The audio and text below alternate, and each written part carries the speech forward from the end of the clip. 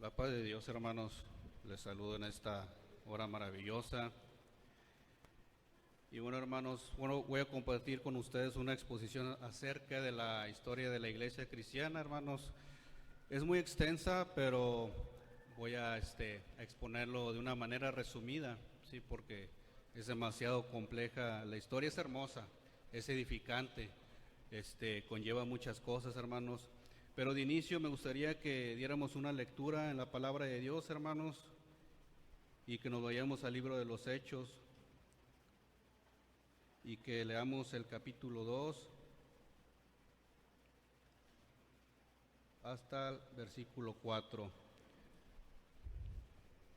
Y es que esta lectura, hermanos, pues creo que es la base, ¿verdad?, del creyente, de la vida del cristiano y más de la historia de la iglesia cristiana. Cuando esté listo, hermano, glorifique el nombre de nuestro Señor para alabanza de su nombre. Hechos 2, del 1 al 4. Dice su bendita palabra: cuando llegó el día de Pentecostés, estaban todos unánimes juntos, y de repente vino del cielo un estruendo como de un viento recio que soplaba, el cual llenó toda la casa donde estaban sentados, y se les aparecieron lenguas repartidas como de fuego, asentándose sobre cada uno de ellos, y fueron todos llenos del Espíritu Santo, y comenzaron a hablar en otras lenguas según el Espíritu les daba que hablase. Amén. Puede tomar asiento, hermano. Y sí, hermano, le doy gracias a Dios porque, pues no siendo digno, pues trato de ser útil, ¿verdad?, en las manos de Dios, con todos y pues los defectos que uno tiene. Pero bueno, Dios está con su iglesia, hermanos, y a Él sea la gloria, la honra, la alabanza y la adoración, hermanos, por los siglos de los siglos. Y hermanos, vamos a ver en la diapositiva que el título, como ya lo había repetido, es Historia de la Iglesia Cristiana. Amén. Y en la siguiente diapositiva, hermanos, vamos a ver que la iglesia se divide en seis periodos según los historiadores. En la siguiente diapositiva, hermanos, vamos a ver cada una de ellas. Amén. El primer periodo es la iglesia apostólica, que abarca desde la ascensión de Cristo, que es en el 30 después de Cristo, hasta la muerte del apóstol San Juan, que es en el año 100 después de Cristo. El periodo 2, la iglesia perseguida, desde la muerte de San Juan, que es desde el 100 después de Cristo, hasta el edicto de Constantino en el año 313 después de Cristo. La iglesia imperial, que es el periodo 3, que abarca desde el edicto de Constantino 313 después de Cristo hasta la caída de Roma en el 476 después de Cristo. La iglesia medieval, desde la caída de Roma en el año 476 hasta la caída de Constantinopla del año 1453 después de Cristo. El periodo 5 es la iglesia reformada, desde la caída de Constantinopla en 1453 hasta el fin de la Guerra de los 30 años en 1648.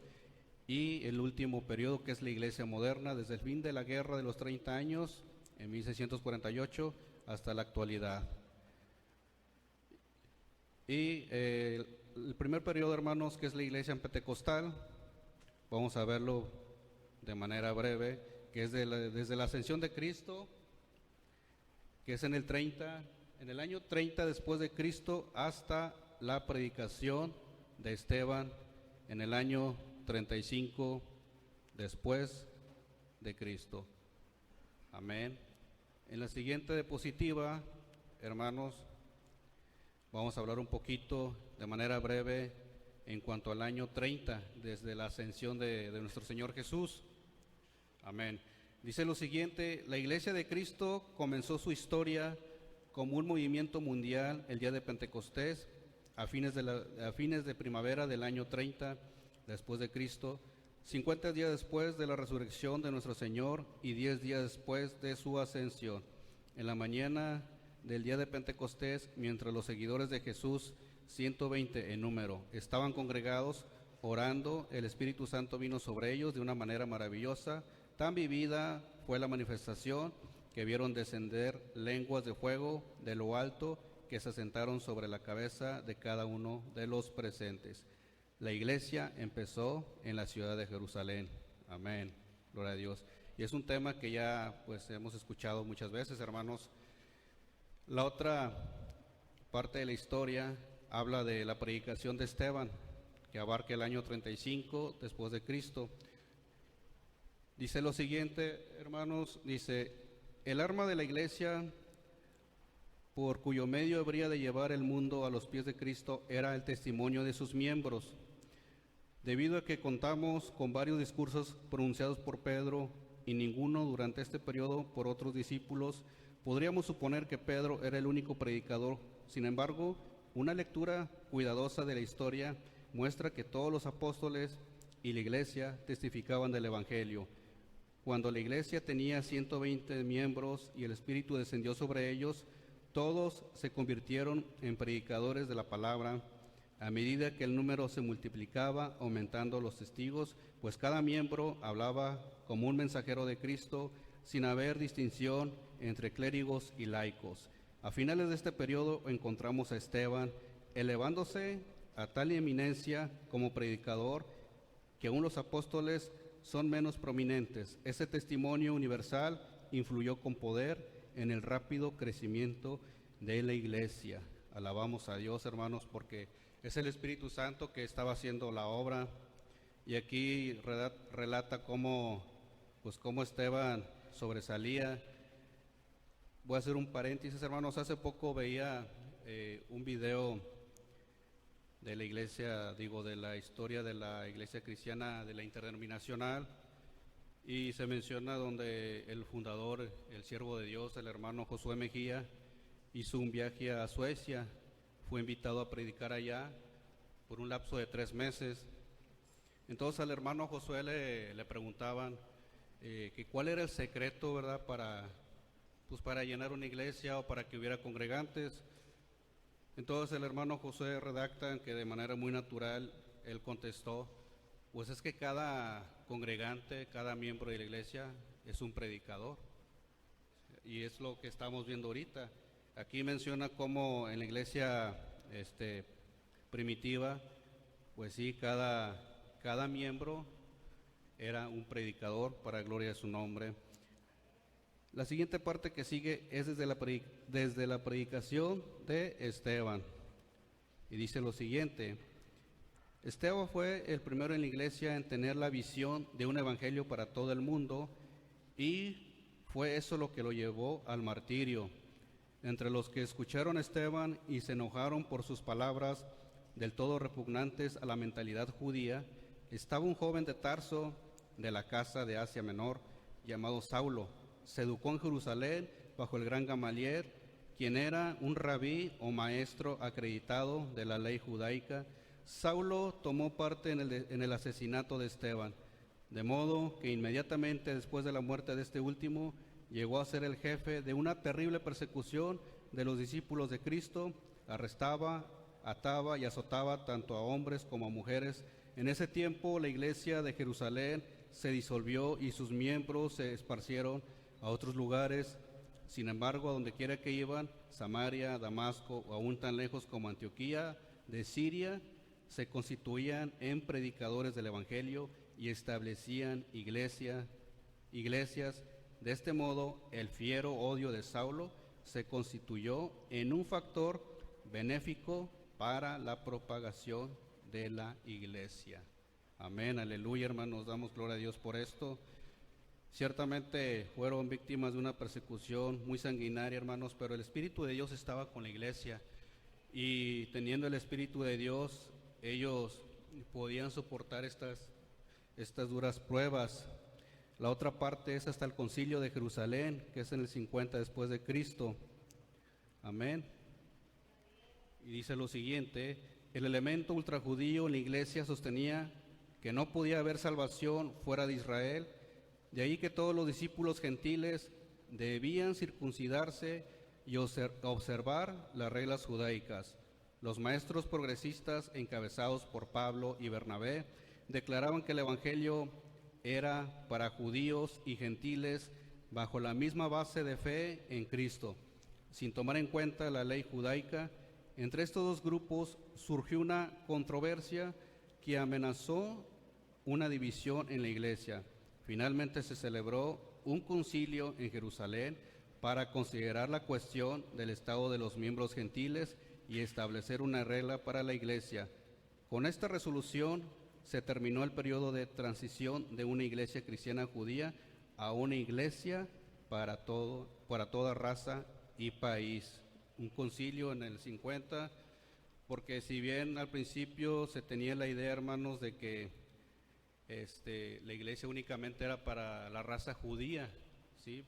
Pero en realidad, pues, vemos más adelante, y en el libro de Hechos también lo dice, que también era para los gentiles. Amén. Vamos a ver el siguiente subperiodo, hermanos. Seguimos con la iglesia apostólica, que es el primer periodo, pero es la iglesia entre los gentiles. Y abarca, hermanos, desde el 50 al 68 después de Cristo, que es desde el concilio de Jerusalén, que es en el 50, hermanos, después de Cristo. Amén. Y dice lo siguiente: en los próximos 20 años después del concilio de Jerusalén, dependemos del libro de los Hechos, las cartas del apóstol Pablo y del primer versículo de la primera epístola de Pedro, que a lo mejor se refiere a países visitados por este apóstol. A estas fuentes de información pueden agregarse algunas tradiciones que al parecer son auténticas del periodo que vino a continuación de la época apostólica. El campo de la iglesia es ahora todo el imperio romano, que consistía en todas las provincias al margen del mar Mediterráneo y también algunas tierras fuera de sus fronteras, en especial hacia el este. Veremos que sus miembros gentiles seguían aumentando y los miembros judíos disminuyendo. A medida que el evangelio ganaba adeptos en el mundo pagano, los judíos se alejaban de él y su odio se hacía cada vez más amargo. Durante esta época, casi en todas partes eran los judíos los que instigaban persecuciones en contra de los cristianos. Y esto también viene en el libro de Hechos, hermanos, en una parte que ahorita no recuerdo, de cómo el apóstol Pablo llega a una aldea o a alguna ciudad, ahorita no recuerdo muy bien, pero varios judíos se ponen de acuerdo en grupo para asesinarlo. Sí, hermanos, era algo que, una envidia, un coraje que a ellos les afloraba en su ser. Pero bueno, pues Dios estuvo en todo tiempo y sigue estando con su iglesia para gloria de su nombre. La otra parte de 68 después de Cristo, hermanos, es el martirio de Pablo. Dice lo siguiente, hermanos, si quieren, alguna pregunta o algo, o si estoy tratando de ser fluido, ¿verdad? Porque está extenso, entonces voy tratando de ser fluido, y son fechas y nombres, pero es para abrirnos un panorama de lo que fue la historia de la iglesia. Amén. En el año 64 después de Cristo, un gran incendio destruyó gran parte de la ciudad de Roma. Se ha dicho que el fuego lo inició Nerón, el peor de todos los emperadores romanos, pero esto se discute. Es cierto que la opinión pública acusó a Nerón de este crimen. A fin de librarse, Nerón declaró que habían sido los cristianos los que incendiaron la ciudad. De esta manera dio comienzo a una terrible persecución. Torturaron y mataron a miles, entre ellos San Pedro, a quien crucificaron en el año 67 después de Cristo, y San Pablo, que murió decapitado en el año 68 después de Cristo. Estas fechas no son muy seguras. Los apóstoles pueden haber sufrido el martirio 1 o 2 años antes. Es una de las venganzas de la historia, está entre comillas, que en aquellos jardines de Nerón, donde quemaron a multitudes de cristianos como antorchas vivas, mientras el emperador paseaba en su carruaje, son ahora el asiento del Palacio del Vaticano, el hogar del pontífice católico romano y del templo de San Pedro, el edificio más grande de la fe católica romana. Sobre estos eventos, hermanos, según la historia, es donde actualmente se encuentra el Vaticano. Amén. La otra parte que sigue, hermanos, es la Edad Sombría, el cual va del 68 al 100, que es desde el martirio de Pablo hasta la muerte de Juan.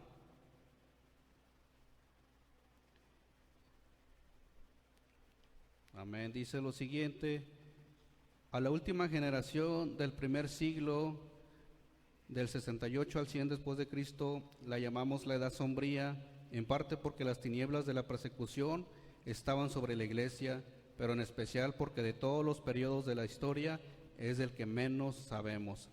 Al caer Jerusalén, perecieron pocos cristianos o quizá ninguno.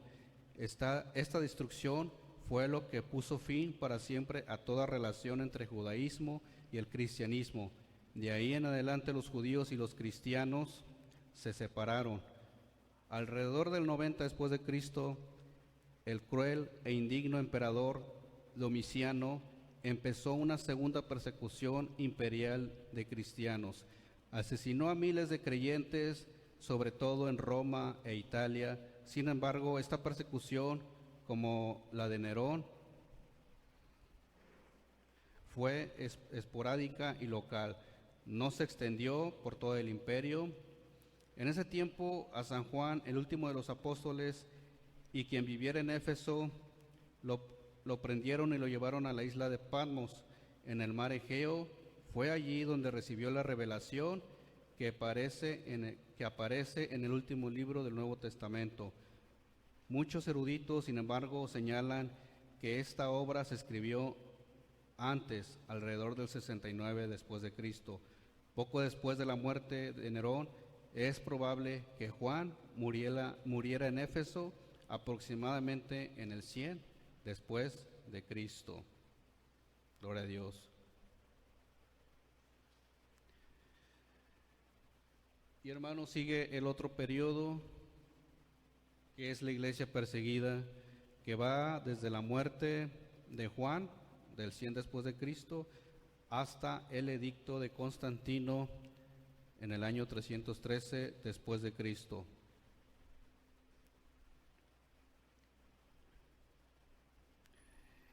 Dice lo siguiente: el hecho más relevante en la historia de la iglesia en los siglos segundo y tercero fue la persecución que los emperadores romanos desplegaron contra el cristianismo. Es sorprendente que durante este periodo algunos de los mejores y más sabios emperadores eran los más activos en la persecución del cristianismo. El mejor de los emperadores romanos y uno de los más prominentes escritores de ética fue Marco Aurelio, quien reinó en el 161 al 180. Fue un encarnizado perseguidor de los cristianos. Muchos miles de creyentes en Cristo eran decapitados o devorados por las fieras hambrientas en la arena. Septimio Severo empezó en 202 después de Cristo una terrible persecución que duró hasta su muerte en 211 después de Cristo. Severo tenía una naturaleza morbosa y melancólica. La última y más sistemática y terrible de todas las persecuciones fue durante el reinado de Diocleciano y sus sucesores de 303 al 310 después de Cristo. En una serie de edictos se ordenó quemar cada ejemplar de la Biblia, derribar las iglesias levantadas por todo el imperio durante el medio siglo de relativa calma, quitar la ciudadanía a quienes no renunciasen a su religión cristiana y dejarlas sin la protección de la ley.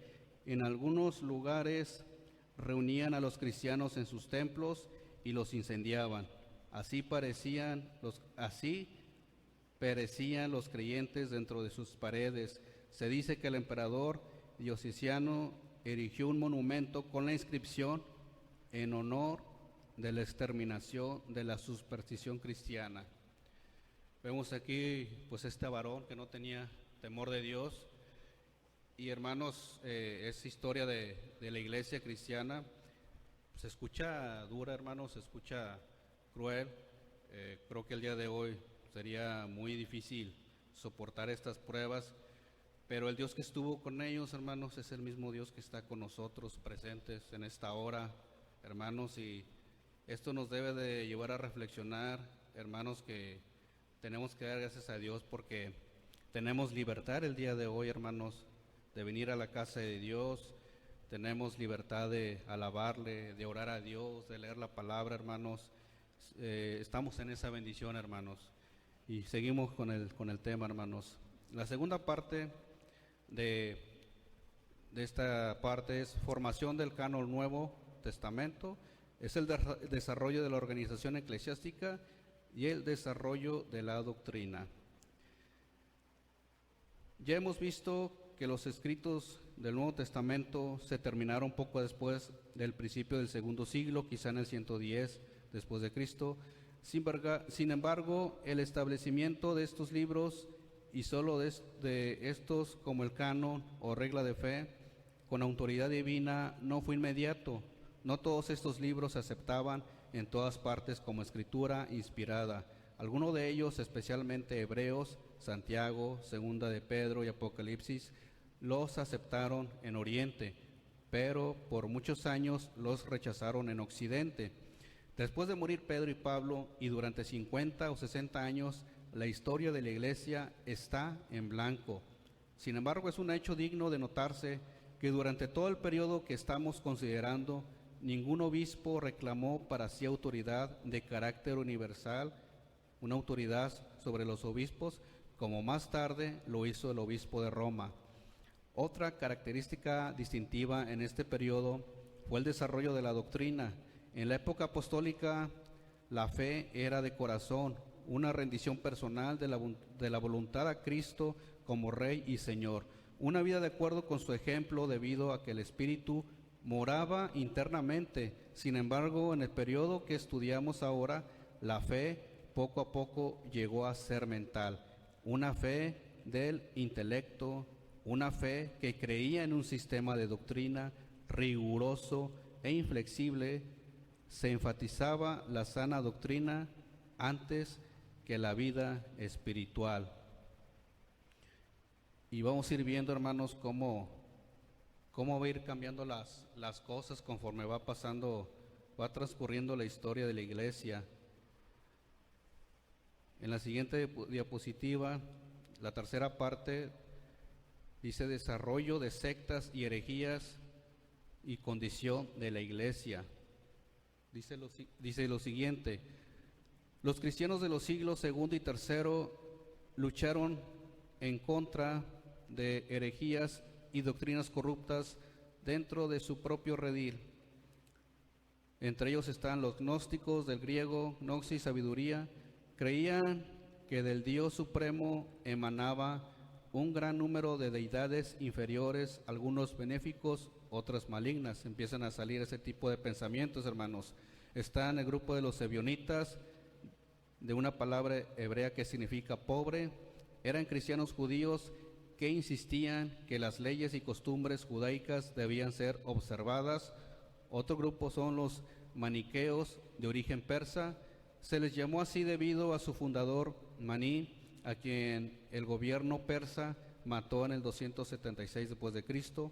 Enseñaban que el universo se compone de dos reinos, uno de luz y otro de tinieblas, y que cada uno lucha por el dominio en la naturaleza y en el hombre. Otro grupo son los montanistas, así llamados a causa de su fundador, Montano. Casi no pueden clasificarse entre las sectas herejes, aunque la Iglesia condenó sus enseñanzas. Eran puritanos que reclamaban volver a la sencillez de los cristianos primitivos. Creían en el sacerdocio de todos los verdaderos creyentes y no en las órdenes del ministerio. Uno de los efectos que produjeron las pruebas que pasaron los cristianos de ese periodo fue una iglesia purificada. Las persecuciones mantenían alejados a todos los que no eran sinceros de su profesión. Nadie se unía a la iglesia por ganancia mundana ni popularidad. Los débiles y de corazón apocado abandonaban la iglesia. Solo los que estaban dispuestos a ser fieles hasta la muerte eran los que se hacían abiertamente seguidores de Cristo. La persecución sacudió a la iglesia, separando la cizaña del trigo. Amén. No deje de glorificar a nuestro Dios, hermanos. Es hermosa la historia, hermanos, pero sí también nos lleva a meditar muchas cosas. La otra parte es la iglesia imperial. Amén. Es el otro, ¿cómo le llamo? ¿Cómo le había puesto? Se me fue el nombre, hermanos. El otro periodo, perdón. Es el otro periodo de la iglesia imperial, que es desde el edicto de Constantino, el 313 después de Cristo, hasta la caída de Roma en el 476 después de Cristo. Amén.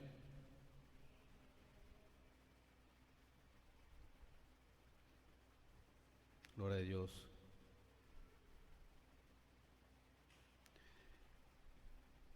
Primera parte, la victoria del cristianismo. En 313 después de Cristo, Constantino promulgó su famoso edicto de tolerancia que oficialmente puso fin a las persecuciones. Aunque el resultado del triunfo del cristianismo fue muy bueno, inevitablemente la alianza del Estado y la Iglesia también trajo en su curso muchos males. El cese de la persecución fue una bendición, pero el establecimiento del cristianismo como religión del Estado llegó a ser una maldición. Todos procuraban ser miembros de la Iglesia y a casi todos los recibían, tanto los buenos como los malos, los que sinceramente buscaban a Dios y los hipócritas que procuraban ganancia personal. Se apresuraban a ingresar en la comunidad hombres mundanos, ambiciosos, sin escrúpulos, buscaban puestos en la iglesia para obtener influencia social y política. El tono moral del cristianismo en el poder era mucho más bajo que el que había distinguido a la misma gente bajo el tiempo de la persecución. Los servicios de adoración aumentaron en esplendor, pero eran menos espirituales y sinceros que los de tiempos anteriores. Las formas y ceremonias del paganismo gradualmente se fueron infiltrando en la adoración.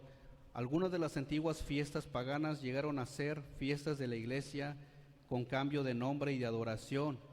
Alrededor del 405 después de Cristo, en los templos comenzaron a aparecer, adorarse y a rendirse culto a las imágenes de santos y mártires.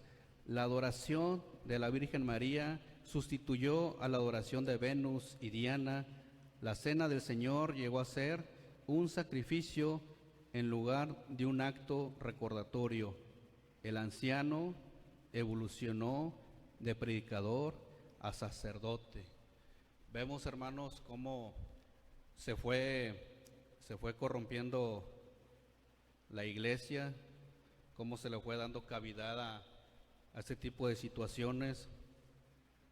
La segunda parte, hermanos, dice lo siguiente: fundación de Constantinopla, división del imperio, supresión del paganismo, controversias y concilios, el nacimiento del monacato. Dice lo siguiente: Constantino fijó su capacidad y planeó la gran ciudad conocida universalmente por muchos años como Constantinopla, la ciudad de Constantino, pero ahora llamada oficialmente Estambul. Después de fundada la nueva capital, vino la división del imperio. Fronteras eran tan extensas y el peligro de invasión bárbara era inminente, que un solo emperador ya no podía proteger sus vastos dominios. Diocleciano comenzó la división de autoridad en el 300 después de Cristo.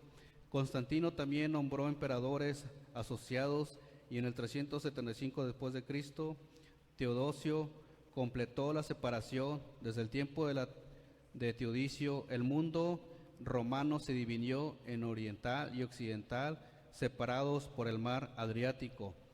El imperio oriental se le dominaba griego y al occidental latino. Debido al idioma que prevalecía en cada uno de ellos, La división del imperio fue un presagio de la futura división de la Iglesia. Retuvo algunos de los títulos paganos del emperador, como el de Pontífice Maximus, Sumo Pontífice, un título que desde entonces retuvieron todos los papas. Después vino la controversia sobre la naturaleza de Cristo. Apolinario, obispo de la Odisea en el 360, declaró que la naturaleza divina tomó la naturaleza humana de Cristo. La herejía apolinaria se condenó en el concilio de Constantinopla en el 381 después de Cristo y le siguió el retiro de Apolinario de la Iglesia. Este fue el nacimiento del espíritu monástico. Procuraban cultivar la vida espiritual mediante la meditación, la oración y los hábitos ascéticos. Se fueron tomando otras costumbres, hermanos. Vamos a ver el desarrollo del poder en la Iglesia de Roma. Amén. Dice: había patriarcas en Jerusalén, Antioquía, Alejandría, Constantinopla y Roma. El obispo de Roma se adjudicó el título de papá, padre, después se modificó a papa. Roma reclamaba para sí autoridad apostólica. Era la única iglesia que decía poder mencionar a 2 apóstoles como sus fundadores, y estos los mayores de todos los apóstoles, San Pedro y San Pablo. Surgió la tradición de que Pedro fue el primer obispo de Roma. Como obispo, Pedro debería haber sido papa. Se suponía que en el primer siglo el título obispo significaba lo mismo que en el siglo IV, un gobernante sobre el clero y la iglesia. Por tanto, Pedro